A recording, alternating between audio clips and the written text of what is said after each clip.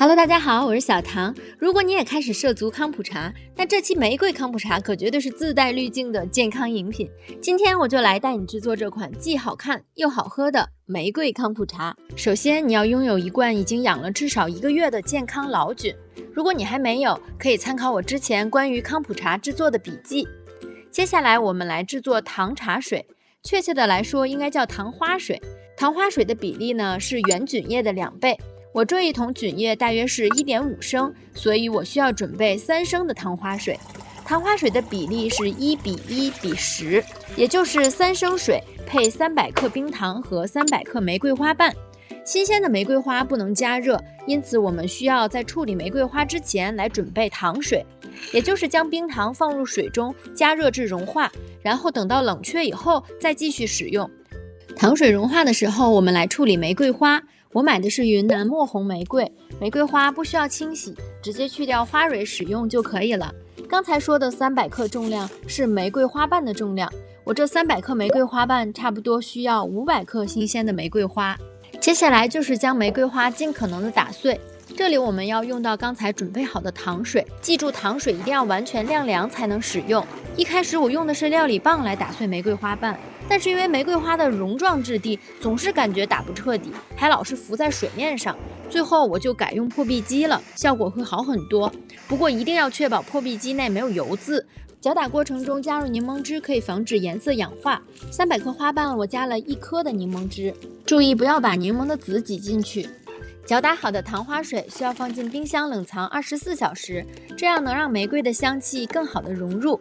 这里我用到蜂蜡布来封住锅子，因为这样会比锅盖更严实，来防止冰箱里不好的气体混入。其实蜂蜡布可以反复使用，比起一次性的保鲜膜要更加环保。为了我们的家园减少塑料制品的丢弃，在这里也建议大家多多使用这种可以重复利用的厨房用品呀。这是在冰箱里静置20小时左右的样子。接下来我们需要过滤，我们用到这种过滤豆浆的200目的滤袋。如果你拿它过滤过豆浆，那就一定确保洗干净没有油。过滤出来的玫瑰渣可以做什么呢？大家如果有好的创意想法，可以在视频下方留言。最后一步就是倒入到我们的发酵桶里，发酵7天。接下来就交给时间吧。我想试试只用菌液不用菌膜发酵，会不会也长出漂亮的菌膜？于是就做了2个小杯子的。其实康普茶的每次发酵都会因为不同的茶叶留下各自的味道，时间长了，这桶康普茶就慢慢交融出属于你的独一无二的风味。这就像生活，每一段经历都是你的一部分，最终成就了独一无二的你。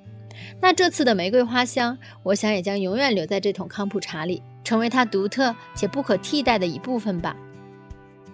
总之，自从我制作了这桶玫瑰康普茶，彻底激发了全家人对康普茶的热爱，连6岁的妹妹每天都要跑过来接一杯喝。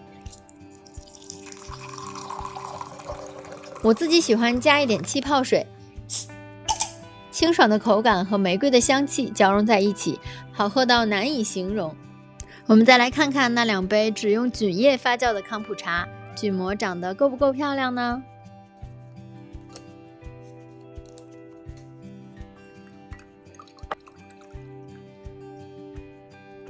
这粉粉的颜色实在是太治愈了，我录完视频就把它吃掉了。我不骗你，这是我吃过最好吃的菌膜。好了，你也赶快去做一桶属于你的独一无二的玫瑰康普茶吧。我是分享健康生活的谭小贤，这期视频就到这里了，我们下期再见啦，拜拜。